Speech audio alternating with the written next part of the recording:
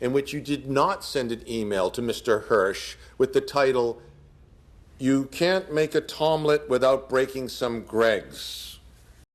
Succession has some of the most interesting dialogue I've ever encountered in a TV series. Whether you like it or you hate it, I don't think anyone can rightly deny that it's at least memorable and does much to distance itself from other mainstream dramas of the same caliber. Generally, dialogue in TV and cinema is very much a matter of taste, but I think what the writers managed to do in Succession strikes a good balance between multiple styles and methods. The show's dialogue is as good as it is because of several distinct factors, but in essence, I think what makes it work so well is that it perfectly balances realism and hyper-realism.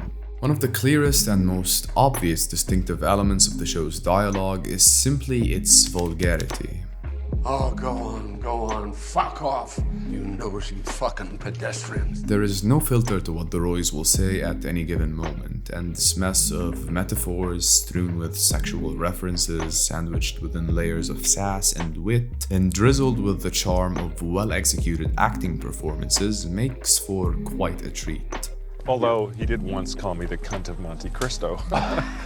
The punchiness and shock value of such unfiltered speech strikes a contrast to similar dramas in the genre, and to me, it scratches a certain itch, a certain human itch to be precise, because partially this over-reliance on expletives and swear words and their consistent use is closer to real life than your typical cleaned up, suitable for TV drama dialogue.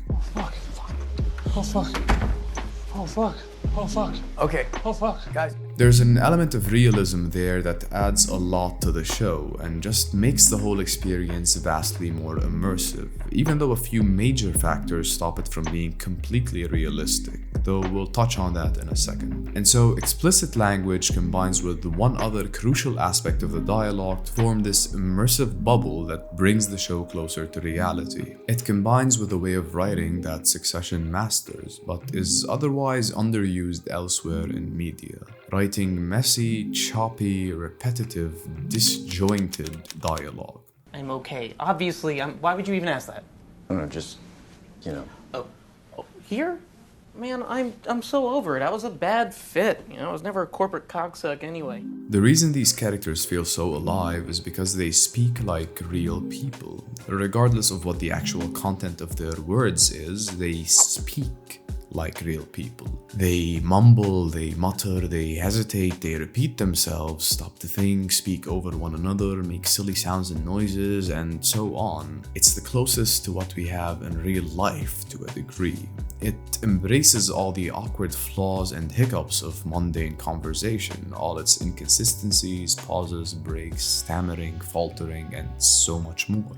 This sense of normalcy portrayed through the dialogue humanizes the characters, subsequently making them seem realer and more likable, despite their inherent unlikability. The actors' performances also obviously play a big role here, but the fact that most characters resort to this disjointed, realistic method of speaking is a testament to it being an intentional writing choice rather than an acting one. Despite all of that, I wouldn't say that Succession's dialogue is completely realistic. Circling back to vulgarity, the colorful language utilized in the show is often not just your average curse word. It's a mix of references, terminology, and phrasing that sometimes bypasses the bounds of what your regular person would say.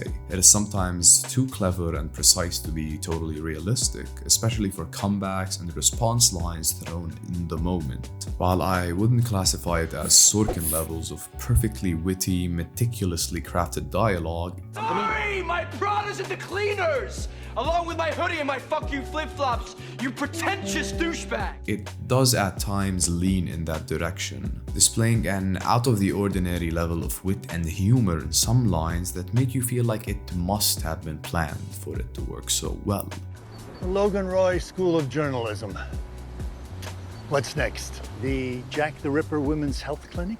This doesn't ruin the experience though, simply because it isn't so often that it's jarring or that the show loses its element of realism and natural flow, and because it is balanced by staggered delivery. The wit and occasional complexity of some lines instead elevates it, serving to create satisfying character moments and interactions and utilizing the more comedic side of the show. I think here is where we delve into the realm of hyper-realism. One thing I disliked about Succession's dialogue when I first started watching it pertains to the explicit language that I've been praising. It is nice to see people use curse words and goofy terminology like they're just the regular, normal people, but this recognition comes with the understanding that this manner of speech and choice of vocabulary does not apply to everyone. Maybe a lot of people do curse and use colorful, descriptive expletives and sexual references, especially within younger crowds, but this obviously does not apply to everyone. My issue with Succession was that it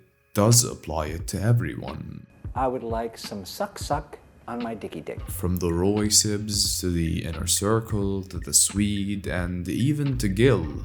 They're eating out of my ass crack.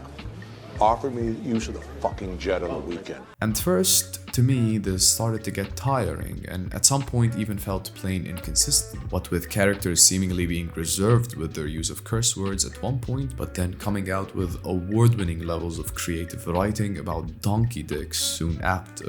It started to feel samey, but soon enough I started to pick up on the vibe that Succession was aiming for. In its critique of the 1%, the uber-rich and powerful, Succession creates this bubble of hyper-realism that sometimes borders on the absurdity. That's why everyone speaks in sex riddles. It feels more like a creative choice made to re-emphasize the tone and vibe of the world these people inhabit. These corrupted circles that they flit about within, and to show us how they all seem to be interconnected with their own established rules for language. It's a choice I respect and I think understand, but it's one that I dislike purely from a stylistic standpoint. I'd prefer for not all the characters to be cursing like sailors non-stop, for some sort of distinction to form between them. But I understand that the writers continuing to do things as they are advances this specific tone. And it's a very effective tone.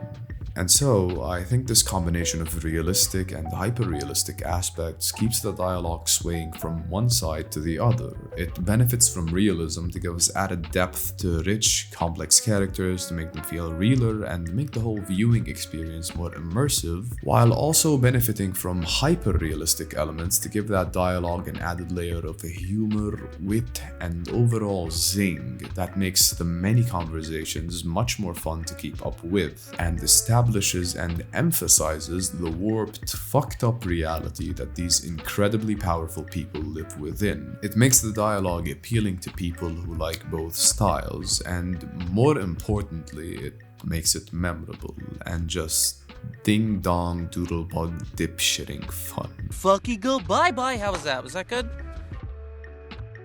Thank you so much for watching. I only managed to get into Succession recently, like a month or so ago, but I'm now up to date and really excited for the finale, and I just felt like talking about it a little before that finale. Special thanks to Rachel, who recommended Succession on my last video. I really wish I'd gotten into it sooner, but hey, better late than never, I guess. For my recurring subscribers, I know I've been away for a while, but hopefully I'll be back to posting semi-regularly, as in once every week or two, maybe. So I do hope that works out and I don't end up like every YouTuber ever with an unfulfilled upload schedule. We'll see, here's hoping. Anyways, thanks again for watching, I really appreciate you, take care, and I hope to see you soon. Goodbye.